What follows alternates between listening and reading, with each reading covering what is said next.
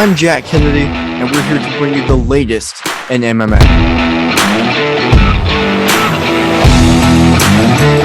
Hey everybody, my name's Hunter Boss, and what the boss says goes.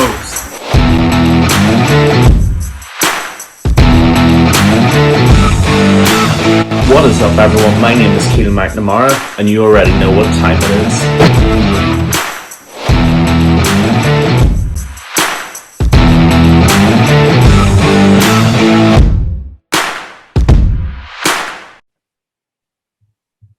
Hello everyone, and welcome to the MMA Island podcast. I am Jack Kennedy alongside Keelan McNamara and Hunter Boss, and we have fights today. Oh, it's so exciting. Sean Strickland, Jack Hermanson. Before we get into it, though, let's get started with the news. We've talked about this fight a little bit briefly. However, it's been circling in the news, and Jon Jones has mentioned, he hasn't mentioned anyone except for the championship fight that he wants, but Jon Jones has officially tweeted, which probably means nothing, but he has tweeted that he wants to fight Stipe Miocic. I love the fight personally. I can't wait to hear what you guys think about this. Hunter, what do you think about this tweet by Jon Jones on the fight itself? I love this fight. I mean, I think this would be a perfect interim title fight right here, because these are both respectively one of the best to ever do in MMA. It's the best heavyweight fighter of all time against the best light heavyweight fighter of all time. This could be a pay-per-view all in itself. We can see how Jon Jones does at heavyweight, especially against one of the more nimble heavyweights. So it's a great test for Jon Jones, and it's a great fight to get back on the scene for Stipe Miocic. So though this fight isn't really confirmed yet, it is promising to see that Jon Jones is interested, because we only saw in the past that Jon Jones is interested in the title. So if he's willing to alter his position and fight for the interim belt, maybe against Stipe Miocic, I think all the fans would be okay with that. Yeah, this is a really interesting situation for really so many different reasons. The dynamic that makes Jon Jones's point for once interesting is Francis Ngannou. And as we know, Ngannou is going for knee surgery, and it's going to be out for around 9 to 10 months, I believe, most likely 9. And so that actually, for once, makes what Jon Jones is saying quite believable. You know, this is a fight that actually could happen. I know Stipe Miocic said in the past he would love to welcome Jon Jones to heavyweight. And like Hunter just said there, Jon Jones for the first time actually seems to want this fight that isn't for the title. So if this fight can be made, I'm very excited by the prospect of it. We do have statistically the greatest heavyweight of all time against the greatest light heavyweight of all time at heavyweight. We have Jon Jones, who right now I think is at around 270, because he wants to cut directly to 265, which I still don't understand, but that's not the point. You know, if it happens, I'm really excited for it. And if you want to make it for an interim title, I actually don't mind that much at all. You know, I'm a big Ciryl Gane guy. Everybody knows that. But Cyril's had a couple of cracks now. He's had an interim title, and he's just fought Ngannou, and he has lost. So if you keep Ciryl on the sidelines for a little bit, I actually am not against that. It's a chance for two guys to get back in the mix, while one guy to get in the mix at heavyweights, and it would definitely be a pay-per-view all on its own. So if it actually happens, and if Jones stops holding heavyweight up, then hell yeah, sign me up for it. This is the fight I have been calling for since it got announced, right? Since Jon Jones was like, oh, I'm coming to heavyweight. At the time, Stipe was the champ, but I never actually, even after he lost to Ngannou, I never thought Jon Jones should jump right to the title. I always thought, man, the Stipe matchup is so great, because exactly before he said, the greatest heavyweight of all time, for sure, against the greatest light heavyweight of all time, going at it. Stipe, I think, is seriously, I still think, probably the best well-rounded heavyweight out there. I don't know if he'll become champion again, just because it's so tough at the top, but he is so well-rounded. His striking has improved a lot. His wrestling is always going to be there. And he's able to move great. I mean, Ciryl Gane, no one can move like him at heavyweight, but Stipe Miocic can move great for heavyweight. The biggest thing about this fight, right, is how will Jon Jones look at heavyweight? No one knows. And a fight where you cannot figure yourself out is a Stipe Miocic fight, or any fight really that Jon Jones wants to go into at heavyweight. With any of those guys, you can't figure yourself out whenever you're going up there, because one mistake and that's it. And Stipe, honestly, in that matchup, I probably give him the wrestling advantage too. It's just I really wonder if John Jones is doing the right thing, because Keelan, the point that you brought up about him putting on all of that weight and then trying to cut some of it, it's just odd, right? It's almost like the opposite approach to Adesanya going up to 205, right? Where Adesanya was like, well, I'm just going to put on this weight and just walk my natural weight, right? John Jones is like, okay, well, I'm going to put on a ridiculous amount of weight for his body type, right? Because his body type is made for light heavyweight. He's tall but skinny, right? Put it on a ton of weight and then cut that. I don't know if that's gonna work, if I'm being honest with you, because and you can't make anything off of training videos, of course, but look at past John Jones, how fast and his movement and everything. I don't know how that's going to translate to heavyweight if he has that much weight on and in a real fight. There's so many factors into this, right? And this is the whole John Jones conversation that we've had a million times, right? Above all of it, it all comes down to this, right? Will the fight actually happen? And even though John Jones is tweeting this and both parties seem interested, right? Who knows if it's actually going to happen, because it's been so long. And the fact that UFC hasn't and John Jones hasn't been able to get anything going in the first place before all of this, I honestly really don't know if this fight will happen. I hope it does, because first off, it's a long overdue, ridiculously long overdue. And second, it's a topic we've been talking about for what, like 2 years now? Yeah, 2 whole years now. We've been talking about John Jones going up to heavyweight. It's time to make it actually happen. And if this fight doesn't happen, if this fight falls through, I really don't know if we're going to see John Jones fight again. I mean, I don't think that's a ridiculous take at this point. If this fight falls through, because it's right there. You can literally book it right now. Stipe is in this weird limbo spot in this division where we really don't know what to do with him, because there's new guys coming up. The winner of Derek Lewis, Tai Tuivasa, if Tai Tuivasa beats Derek Lewis, he very well could get the next title shot, which is crazy to think about, right? So this is the fight to make. I think you got to make it now. Who knows what's going on with Ngannou's contract situation? Dana White and him are probably not even talking right now. So I hope the fight happens. If I'm being honest, I really don't know. But all right, guys, let's move on to the best of the best. And you know what? We're going old school for this one. We have a fan question. And this one is very fascinating. I mentioned him a little bit earlier to kind of transition into Derek Lewis, Tai Tuivasa, UFC 271, which is next week. Crazy. How will Derek Lewis handle being in his hometown, fighting in his hometown in Houston again? Hunter, what do you think? I think he's got a point to prove. I think he's coming into this fight thinking, you know what? Last time I was in Houston, I didn't perform well, and I didn't give my audience a good fight. This time around, I'm going to have to give him a good fight no matter what. That's what, if I were in the body of Derek Lewis, that's what I'd be thinking right now. And that's what I'm thinking Derek Lewis is thinking of currently. But that's not an easy task against Tai Tuivasa. I mean, I know he fought Cyril Gahn last time when he was in Houston. For all those who didn't know, he got a little maybe, I don't want to say starstruck, but Cyril Gahn fights in such an awkward manner and such a great striking technique that it makes his opponent hesitant to throw. Sorry, guys. It's early in the morning over here. And so they're a little hesitant to throw. And Derek Lewis against Cyril Gahn didn't throw that many strikes, maybe like 3 or 4 off the top of my head. I think, I didn't really see anything really land. And this fight was like 2-3 rounds long. So it's not like it was just a one and doneer. No, we got to see 15 minutes of Derek Lewis waiting and going like this, He was waiting for that one punch knockout like he did against Curtis Blades, but never really came. Yeah. It's Houston now. It's 2022. It's a new year. It's a new Derek Lewis. We're going to see him in the octagon soon against Tai Tuivasa, who's one of the fastest up-and-coming stars at heavyweight division. And this fight's going to be absolutely bananas, guys. I am so excited for this. Jack, I'm sure you're really, really excited for this. Oh, my God, is it going to be good? But how is Derek Lewis going to fare in Houston? I think he's going to do good. I think that was a one-time thing of being starstruck, and he's got something to prove. I think as soon as he gets hit, it's like autopilot turns on and he's ready to strike again. And so that's what I saw against Chris Dawkins. He was a little hesitant to throw at first, and then Chris hit him with a few shots. He's like, "Oh, you hit me? I'm gonna hit you back." And then they're going back and forth. So I feel like that's gonna happen with Tai as well.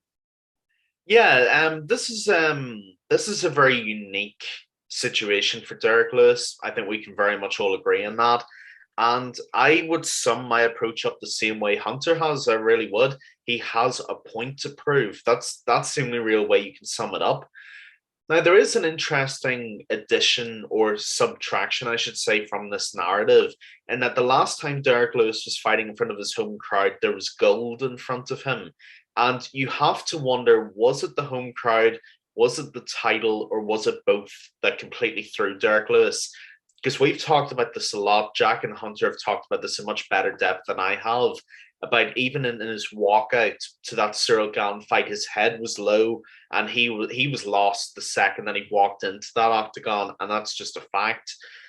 I think we will see a different Derek Lewis because there is no title on the line. I think that's become sort of a mental block for Derek Lewis, if I'm being honest. Um, it seems to me that Derek Lewis just loves going in there having fun and just trading atomic bomb punches with his opponents. But the second that things get serious, i.e., oh crap, there's an actual title on the line, that's when he seems to freeze. And I think it was almost worse having that fight in Houston for him than it probably would have been in Paris fighting Cyril Gane in front of his home crowd. So I think we will see a better Derek Lewis, and I think we will see a better Derek Lewis because we have to see a better Derek Lewis. Like Hunter said, whether he wins this or whether he loses, he has to fight better than he did the last time he was in Houston. And I do think that he will. You know, he's got the home crowd behind him, but he actually has less pressure this time because he's just going out and he's fighting another fan favorite of many, many people in Tai Tuivasa. And again, another very good point that Hunter just made, which I will very much build on. Derek Lewis is one of those fighters who doesn't necessarily go out with a specific game plan to beat his opponents. It's as if he takes those first couple of shots and that's what snaps him into life. He takes that shot and he's like, right, okay, I've been hit. It's time to destroy whatever's in front of me. You know, we saw it even with Curtis Blades with a couple of takedown attempts and a couple of shots. That Chris Dawkins fight, there was that right hand that stung him, and then that's what brought him into life. And you'd best believe Tai Tuivasa is going to sting him at some point. So it's that question of whether Derek takes that shot and can get going before he gets to a knockout punch. That's what makes the fight so exciting. But to answer the actual question that we've been asked, thank you very much for it, by the way. Do I think we'll see a better Derek Lewis performance? Yes, we will. And we'll see a better Derek Lewis performance, A, because there's slightly less pressure, and B, because we simply have to. Yeah, look, I'm on the exact same page as you guys. First off, this fight's gonna be ridiculous. I'm so excited for it. It's going to be ridiculous. I don't have the word for how hyped I am for this fight. Okay, so I think you guys nailed it, right? I think Derek Lewis. I think what the difference we'll see is that Derek Lewis in his last fight in Houston wouldn't get going, and I really think we might be seeing the polar opposite of that in this fight, where he is actually going forward, which we don't see very much from Derek Lewis, if we're being honest. He kind of sits back and then throws. We might be seeing him going forward in this fight. I really think so, because he's going to look to right his wrongs in his last fight in Houston, right? And so much of this, right? We could talk about the goal, we could talk about the home crowd. He fought Cyril Gane, and Cyril Gane is a guy who, for that fight lasted 3 rounds. For 2 rounds up into the third, was not in Derek Lewis range at all. He was just chipping away at him, and Derek Lewis wasn't able to get anything off, right? So, yeah, Derek Lewis wasn't throwing. Cyril Gane wasn't in rage. The title was on the line.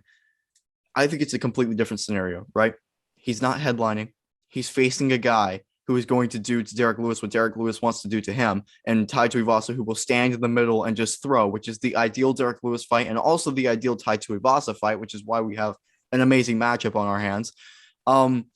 And also, like, yeah, you just get it. I feel like this fight is what home crowds are made for, if I'm being honest. In a fight where it's just so grueling and so brutal, and it's going to be just like someone's about to get knocked out, as opposed to, like, it's just so much pressure on you if you're fighting for a title and against a guy who's so tough.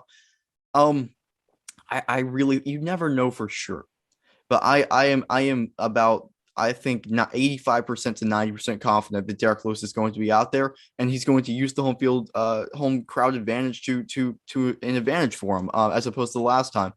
The only thing I will say, right, and this is just a little bit of a whatever, if he does get too hyped up or think about it too much, I really think Derek Lewis shouldn't think about it that much. But if he thinks about it too much, and then it's like, okay, last time I didn't throw anything, this time I'm going to go forward.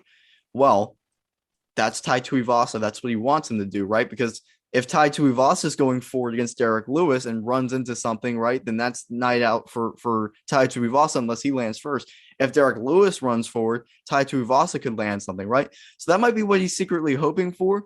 And we'll see what happens from Derek Lewis' perspective. But this is a fight where really I think it's just whoever lands clean first could knock the other person out cold. It's just one of those fights. But yeah, as far as that, I think Derek Lewis, if the real question here is, will Derek Lewis throw punches? And I think we all agree, yeah, Derek Lewis is going to throw punches in this fight in Houston. So good stuff, guys. Let's move on to the pick of the night. And yes, we're going to have fights. It's going to be consistent, but we're about to get on a great schedule coming up. Look, 2021 left some amazing fights. Every single time we were like, oh, it's amazing. Well, we're back on that train, all right? Great fight night. Jack Hermanson, Sean Strickland. Hunter, what is your pick? My pick and my lock of the night are both for the main event. This is the year of Sean Strickland, and I do believe that right now. Sean Strickland is currently undefeated at middleweight. He had a few losses at welterweight, but when he moved up to middleweight, I think he's something like 14 or 15-0. This guy's striking defense is the #1 in the UFC middleweight division right now. Fantastic record to have. It's something like 76%. So almost 3 out of 4 punches that people throw at him won't land.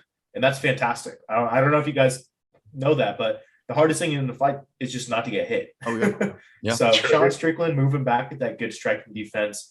And he also bloodies up his opponents. I mean, he doesn't have that really one-punch knockout power, but he does have that volume he strikes in the middleweight division. And he ends up either rounding out a unanimous decision at the end of the fight or finishing in the later rounds. So I also think Sean Strickland's Brazilian Jiu-Jitsu is really good and is really slept on as well. He competed in Fury for a little bit.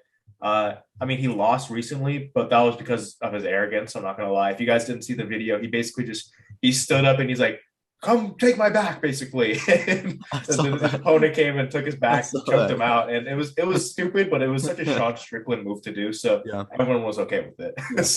Yeah. So I don't think he'll be doing anything really stupid in this UFC fight. So I'm giving it to Sean Strickland, unanimous decision. You know why? Because what the boss says goes. Yeah, again, I am actually behind Hunter on this because my lock of the night and my pick are both Sean Strickland. And again, no, Jack, come on. It isn't being boring. It's not being unoriginal. It's just the truth. You know, Sean Strickland is just a pressure machine when he's in the octagon. No matter who he's fighting, he just comes forward and he absolutely tenderizes you. You know, that last fight against, I think his last fight was Uriah Hall, if I'm not wrong. And, you know, Uriah Hall is one of the most dangerous counter strikers. He's like the middleweight Edson Barbosa when he gets going. You know, whenever he was bloodying him up really, really badly. I think he even had a couple of knockdowns, if I'm not forgetting anything. And Jack Hermanson is nowhere near as good a striker as Uriah Hall, in my opinion. And that's just perfect territory for Sean Strickland. His boxing is really, really good. And even if the fight does hit the deck, his jiu-jitsu is really, really good as well, like Hunter just said. But, you know, Sean Strickland's biggest asset is by far his cardio. His cardio outside of arguably Adesanya and Whitaker is the best out of anybody's at middleweight. And it's actually one of the big reasons why I think he'll beat Jack Hermanson. Jack Hermanson by no means fades the quickest out of anybody, but his gas tank isn't the best either. The problem with Sean Strickland is that you had best be prepared to go 5 very hard, brutal rounds with Sean, because Sean will drag you to the depths and just exhaust you. Like Hunter said, he doesn't have knockout power. I certainly wouldn't say he does, but he does hit hard and he hits often. And that means a lot of backing up, which you can't afford to do. The problem with Sean is that he's hard to knock out and you've got to try and do that. So good luck doing that. I'm glad I'm not the one trying to do it. I think Sean Strickland gets a lockout unanimous decision. That is my opinion. And I think he beats up Jack Hermanson in the process. So my pick of the night, Sean Strickland UD. Yeah, look, I'm about to shock you guys. I'm about to like dropping another wrong answer. No, I agree with you. I'm going with the same pick as Hunter for the first time in maybe like I mean, this might be the first time I've I've ever done this. 4 weeks to realize that Hunter might know what he's talking about. No, it's just this fight in particular. It's just this fight in particular. It's just this fight in particular. But yes, if I remember correctly, the last time I was the only person to pick Sean Strickland against Uriah Hall. And it's for the same reason, right? His volume is ridiculous. He's crazy. I mean, you listen to the way he talks and everything. He's a personality, but he's insane, and he fights like it too. That actually the fact that he really is. If Trevor Phillips was a real person, he would be Sean Strickland. But look, the stat that Hunter brought up, right, where Sean Strickland doesn't get hit as much as he, I thought he would get. I thought he got hit a lot more than that because that's the way his style looks and everything like that. But that's a brilliant point. Look, Sean Strickland, it's just for me, it's just one word: volume, right? He will not stop. His cardio is amazing. He will just keep it going, put a ridiculous amount of punches on people. Jack Hermanson is a phenomenal fighter. I think we need to give him a lot of credit. However, he is a jiu-jitsu guy. He's a grappler. Sean Strickland, I think, will have the takedown defense and the cardio to impose his will on Jack Hermanson in this fight, which I think this is the safest bet on this entire card. Because really, other than this fight on the card, a lot of it I'm flip-flopping back and forth on. Like even the co-main event, right? The Maximov guy, who is the Diaz person in the co-main event, he's the underdog for that fight. So originally I was like, okay, I'm going to be different, pick this, but like really, I don't know if he's going to win that because he's fighting a very tough guy. This fight, I really think, as sure as it can be, because these are two very high level guys, right? When we're looking at these are two very high level guys, that's why they're headlining a fight night. But I just think I look back to one specific fight, and that's Vettori versus Jack Hermanson. And the way Vettori was able to just outpace and outstrike Jack Hermanson in that fight, I think Sean Strickland is going to be able to put triple the pace that Vettori was able to put on Jack Hermanson in that fight into this fight and throw even more punches. So for that reason, I'm going to go a Sean Strickland TKO, maybe against the cage in about the fourth round, just because I think Jack Hermanson is going to be swarmed. It's going to make him even more tired, have to back up the whole time because Sean Strickland's going to be keeping going forward. If the fight goes to the ground, it's very interesting. However, I don't know if it will go there. And I think Sean Strickland's cardio, volume, and pace is what's going to win him this fight. I got Sean Strickland TKO round 4. Unfortunately, this time what the boss says really does go.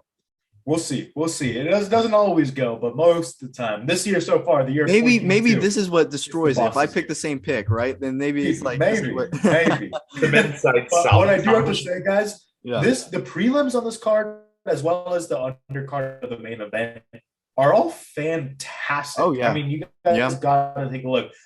The reason why we're not picking any of these prelim fights is because both these all the fights are really, really, really close.